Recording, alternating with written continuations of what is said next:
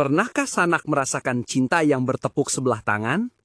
Sakitnya mungkin tak terperi, tapi kisah Barirah dan Mughith akan memberikan perspektif baru tentang cinta dan kebebasan. Kita akan menyelami sebuah kisah cinta yang abadi, bukan karena happy endingnya, tapi karena makna mendalam yang tersimpan di dalamnya. Kisah Barirah dan Mughith. Bayangkan Sanak, seorang lelaki begitu mencintai istrinya, tapi sang istri memilih pergi, menjauh tanpa menoleh.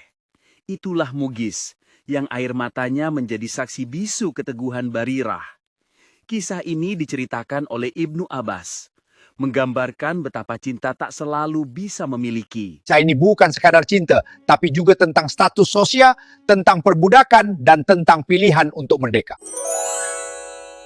Barirah adalah seorang budak yang kemudian dimerdekakan. Dalam syariat Islam, ia punya pilihan, tetap bersama suaminya yang masih budak atau berpisah.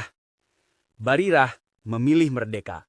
Islam memberikan hak kepada seorang wanita yang dimerdekakan untuk memilih. Barirah menggunakan hak itu. Mengapa Barirah memilih berpisah?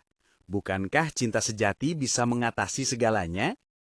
Kisah ini justru mengajarkan, cinta sejati itu membebaskan, bukan mengekang. Rasulullah Shallallahu Alaihi Wasallam melihat kesedihan Mughith, mencoba membujuk Barirah untuk kembali. Tapi, dengan penuh kasih, beliau menekankan bahwa itu hanyalah saran, bukan perintah. Rasulullah menghormati pilihan individu.